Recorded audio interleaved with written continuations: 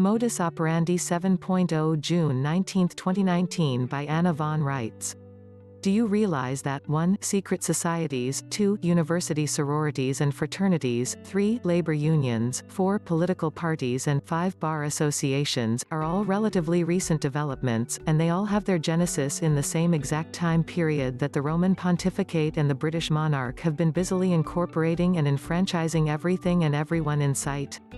All these institutions and organizations that we now take for granted, except for the secret societies and prototypes of the bar, didn't exist 150 years ago.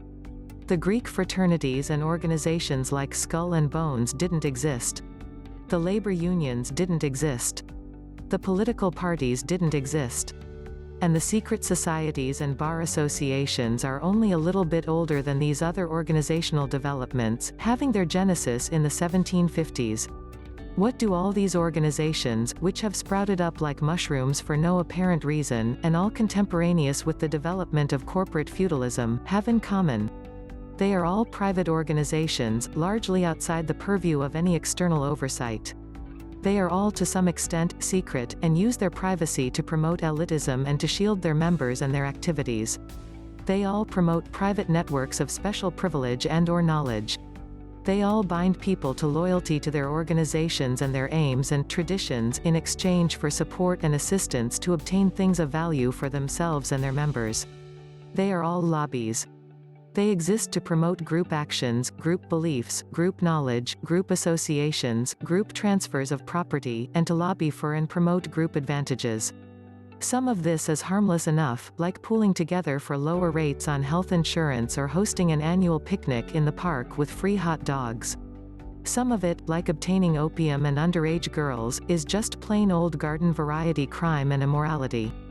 And some of it aims at toppling governments, profiting private businesses at public expense, plundering public trusts, profiting from enslavement of entire populations, commodity rigging, unlawful conversion of assets, mercenary wars, group-sponsored thuggery against individual people and businesses, racketeering, coercion, extortion, smuggling, drug running, human trafficking and other organized crime and collusion to benefit group members at the expense of the public.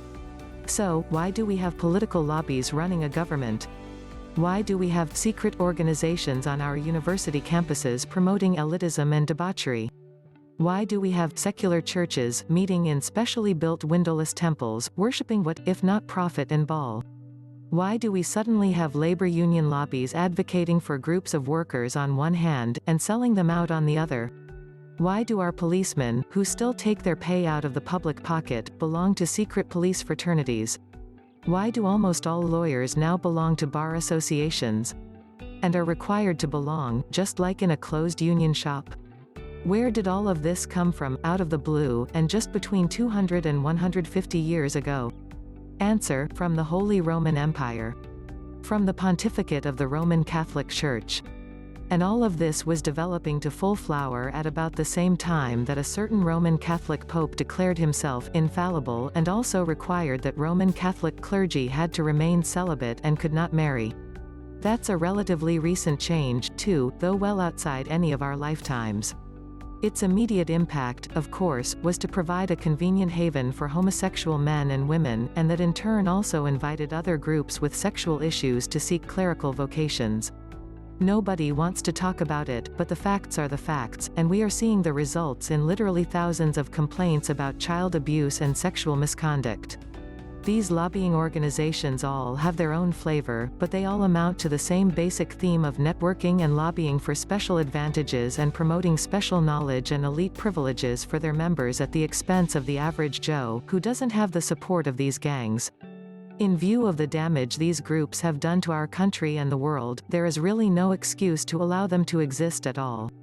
The only good that they accomplish could be accomplished via other rules and means, and the evil that they promote is just plain criminal conspiracy aided by a convenient means to excuse and privately organize racketeering, extortion, smuggling, drug running, human trafficking, political kickbacks and other dirty dealing.